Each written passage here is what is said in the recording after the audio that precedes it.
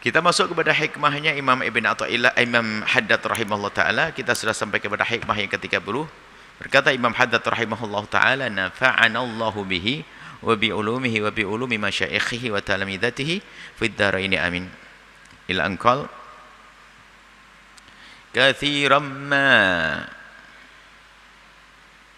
ay kathiran jiddan, banyak sekali, kathiran banyak sekali, ma sesuatu, kathiran ma banyak sekali terjadi, yaltabisul hayaul mahmudu membingungkan, rancuh, tidak jelas antara malu yang terpuji bil jubnil madhmumi dengan penakut yang terhina, yang tercela. Jadi takut tercela itu dengan haya, dengan malu yang tersanjung itu kadang ada mirip-mirip. Sehingga seolah-olah itu rasa malu yang tersanjung, padahal itu adalah satu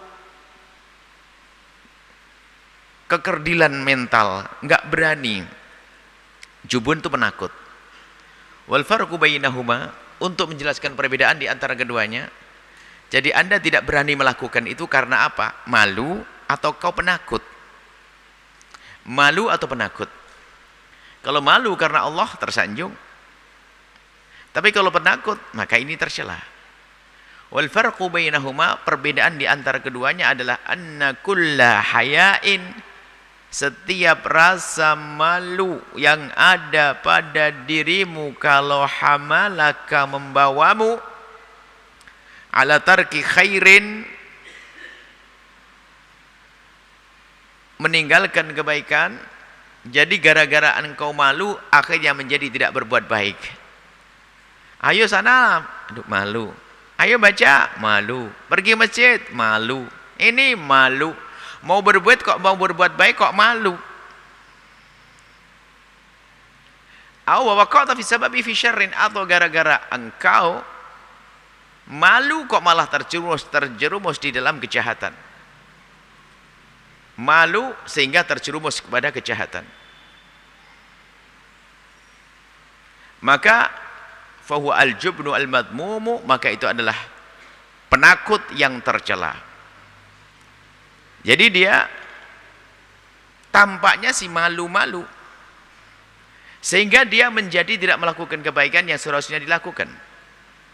Karena tampaknya malu, akhirnya malah melakukan kemaksiatan. Gara-gara malu. Nah, malu malah melakukan kemaksiatan. Kalau tidak melakukan itu malu. Lah kok malu melakukan kebaikan? Ini kan bahaya, akhirnya melakukan kemaksiatan. Maka itu adalah jubun, bukan satu sifat haya yang malu. Walaysa bil haya, itu bukan sebuah pemalu, rasa malu, li'annal haya, karena sesungguhnya rasa malu la ya'ti illa bi khairin, tidak akan datang kecuali membawa kebaikan. Nah, kita ingin menjelaskan tentang rasa malu. Malu yang sesungguhnya ini apa sih? Gitu loh. Yang disanjung la ya'ti al haya'u illa bi khairin. Rasa malu tidak akan mendatangkan kecuali kebaikan. Tapi malu yang benar, bukan salah amalan. Malu bisa diartikan di dalam di hal ini, malu jadi gengsi, sombong. Malu pakai baju sederhana, harus pakai baju bagus biarpun harus mengambil barangnya orang. Gengsi dengan pekerjaan sederhana. Dia gengsi, sombong, katanya malu, saya malu pakai baju begini, saya malu pakai menutup aurat, saya malu. Maka malu-malu seperti itu bukan malu yang sesungguhnya. Yang sesungguhnya itu kan kesombongan tersembunyi di balik kata malu. Akan tapi malu yang sesungguhnya itu tersanjung. Malu yang menjadikan kita semakin takut melakukan kemaksiatan. Ini rasa malu melakukan kemaksiatan itu adalah iman. Al-haya'u minal iman. Suatu ketika ada yang bertanya, istahyu, Nabi menyatakan, istahyu minallahi haqqal haya'i Malulah engkau kepada Allah dengan malu yang sesungguhnya. Sahabat Nabi jawab, kulluna nastahi ya Rasulullah, kami semua malu ya Rasulullah. Oh, bukan itu. Yang disebut malu, kata Nabi, man istahya minallah, barang siapa yang merasa malu kepada Allah dengan sesungguhnya, falyahfadhir ra'sa wa ma wa'a, menjaga mata ini, menjaga kepala. Jadi malu itu menjaga kepala dan apa yang dikandungnya. Apa sih yang dikandung kepala? Mata, telinga, lesan. Jadi orang punya rasa malu menjaga pandangannya, orang punya rasa malu menjaga pendengarannya dari melihat yang haram, orang punya rasa malu akan menjaga lesannya. Wal batna wa mahawa, dan menjaga perut, apa yang dimasukkan perut, wa mahawa, dan apa yang di kiri kanan perut. Kemaluannya dipakai untuk apa? Syahwat, haram, zina dan sebagainya. Itu tidak punya rasa malu. Maka orang malu tuh ya begitu. Sehingga malu yang sesungguhnya adalah malu melakukan keharaman. Dan malu meninggalkan kebaikan karena Allah. Sebab ada orang malu meninggalkan kebaikan tapi hakikat riya.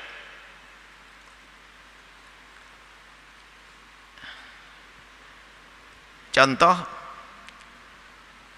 ada orang rajin melakukan sholat di masjid karena dia seorang, anggap saja tokoh kayak. Kemudian dia itu begitu menjaga sholat berjamaah di masjid dan tidak mau tertinggal sholat berjamaah. Sebelum adzan dimulai, kalau dengar adzan bergegas dia pergi untuk melaksanakan sholat berjamaah di masjid. Kemudian dia berikrar dengan diri sendiri, saya malu betul kalau sampai saya sebagai seorang tokoh kemudian tidak melakukan sholat berjamaah di masjid. Saya malu kalau saya seorang tokoh tidak melakukan sholat berjamaah di masjid. Baik, coba kalau kita cermati di sini, malu yang dirasakan oleh orang tersebut bisa saja itu malu riya. Berarti pengen stempel bahwasanya dia ahli sholat berjamaah, tetap juara bertahan ya untuk bisa menjadi ahli sholat berjamaah. Jadi nggak pernah mau ketinggalan sekalipun untuk mempertahankan gelar bahwasanya dia ahli sholat berjamaah dan tidak pernah meninggalkan dan dilihat oleh orang satu kampung, sehingga dia nggak mau ketinggalan sholat berjamaah karena malu. Kalau ketinggalan berjamaah sekali, malu saya dilihat orang. Loh, kalau malu dilihat orang karena seperti itu, karena pengen sanjungannya saja, berarti dia riya. Tapi kalau bunyi malunya begini, saya mengajak kepada kebaikan, kalau saya tidak berjamaah bisa jadi Allah murka dan aku akan dipermalukan di depan orang. Tidak tahu dengan caranya seperti apa. Allah Maha Kasih, aku akan direndahkan Allah di depan orang. Kenapa? Aku munafik, berkata baik tapi tidak ngasih contoh, maka aku harus sholat berjamaah. Lah ini ikhlas, biarpun ujung-ujungnya adalah nanti aku takut dipermalukan oleh Allah. Lah, takut hukuman Allah. Jadi kalau Allah mempermalukan hambanya kan bermacam-macam cara. Sehingga tidak tahu, gara-gara dia munafik sehingga kepleset melakukan yang anu.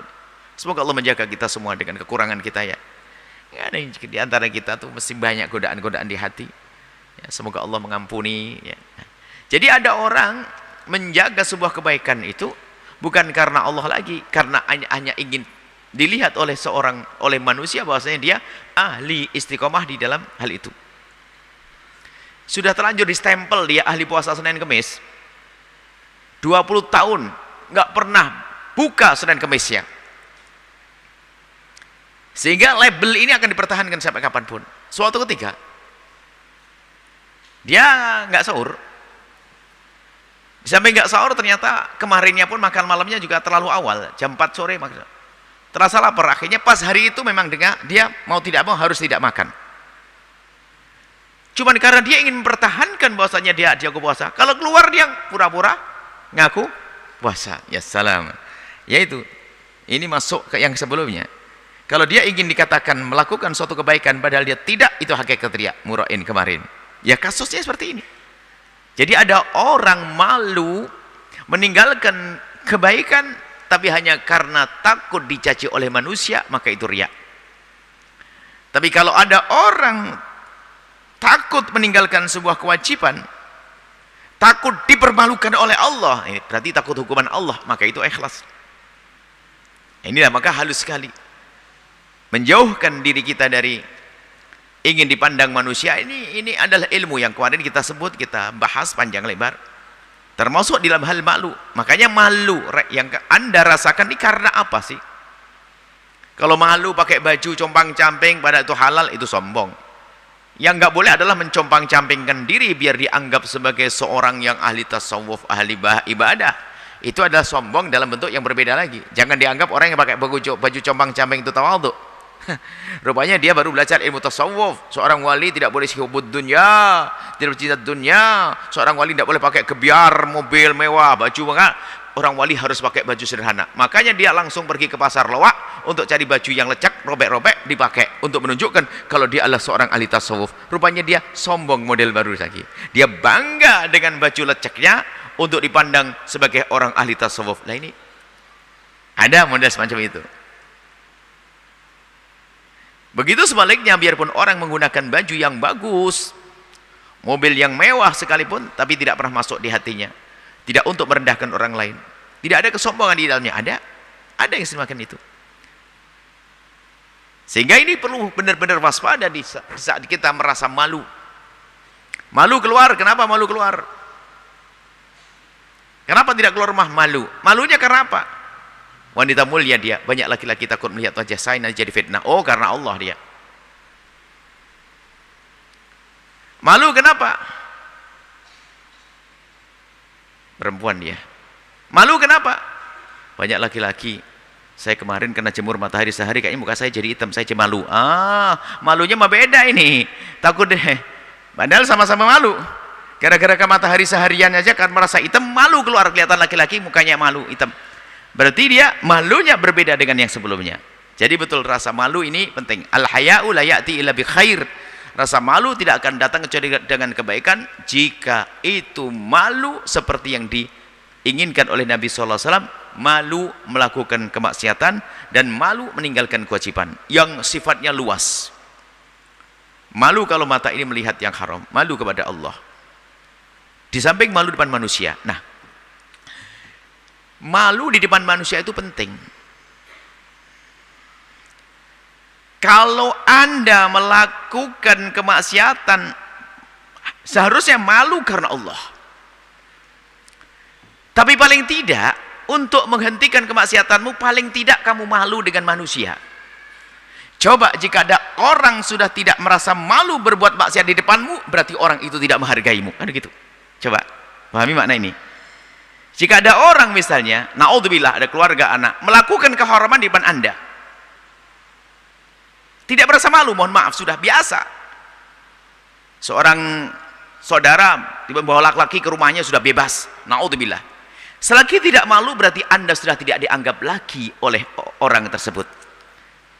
Paling tidak kalau menghargai Anda, sembunyi, malu. Tapi kalau sudah tidak merasa malu dengan Anda, sesungguhnya dia telah tidak menghargai Anda. Fahami lebih dalam lagi.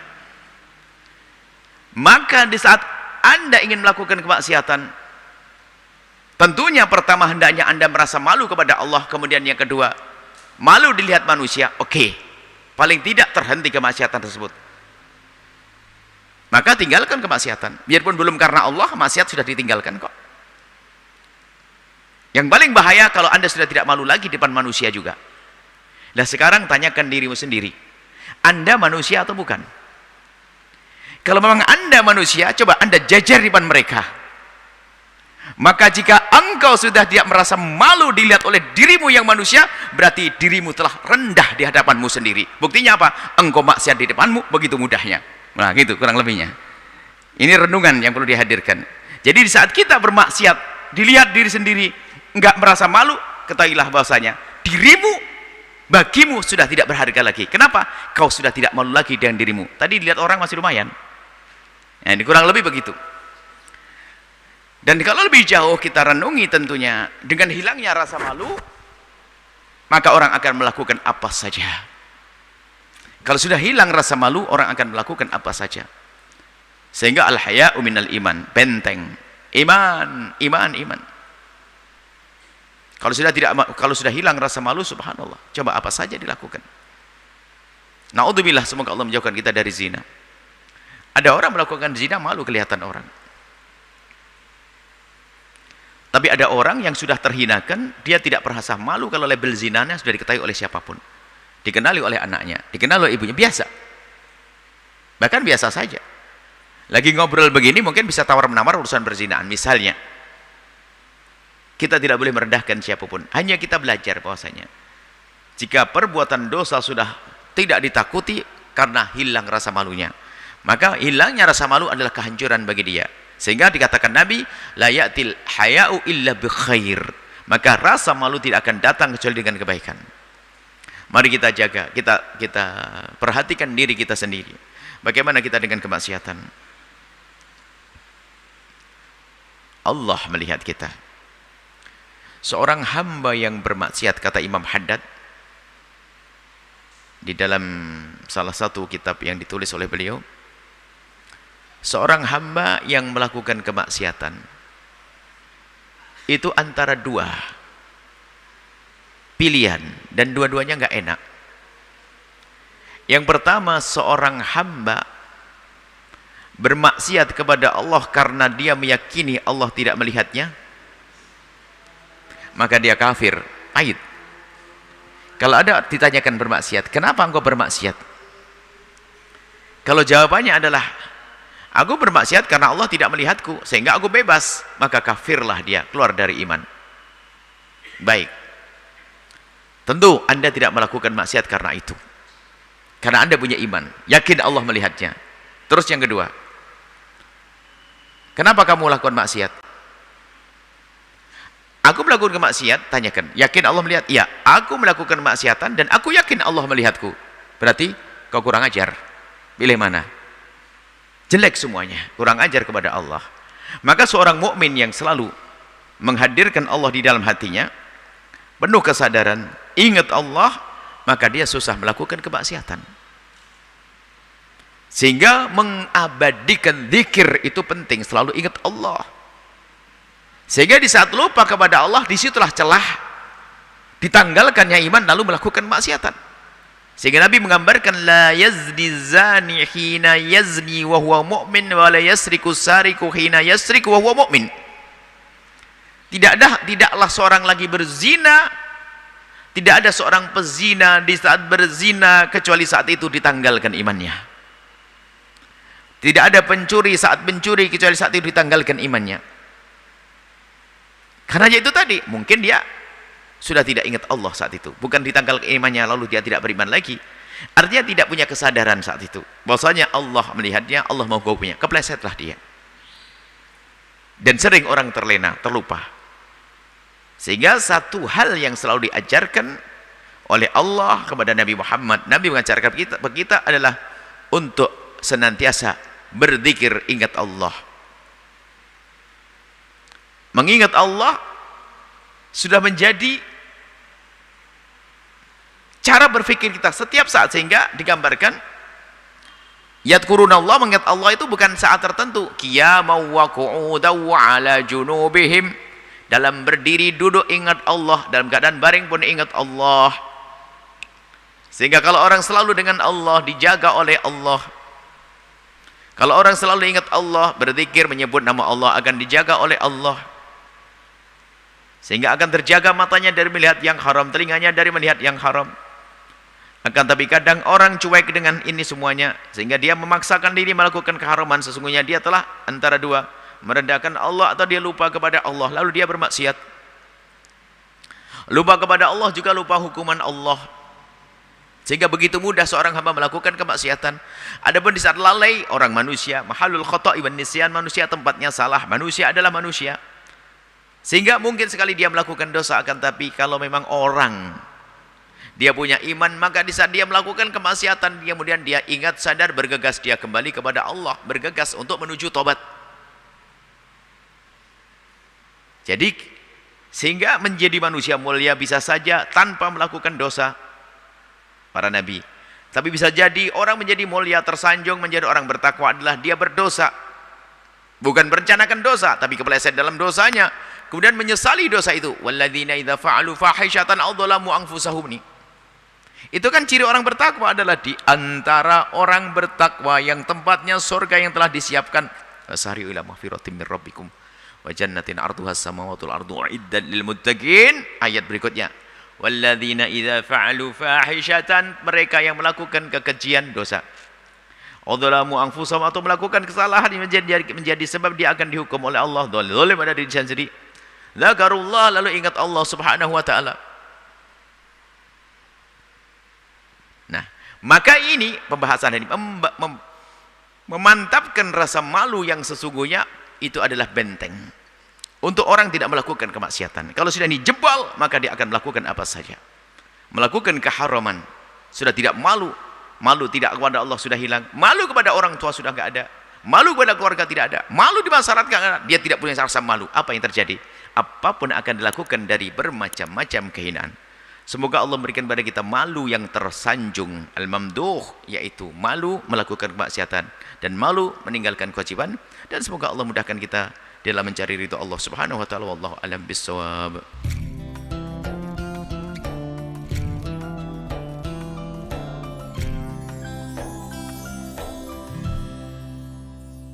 Sahabat Al-Bahjah TV, setelah menyaksikan video ini, jangan lupa bersolawat kepada baginda Nabi Muhammad. Shollu ala Nabi Muhammad. Allahumma sholli alaihi wa ala alihi wa sahbihi.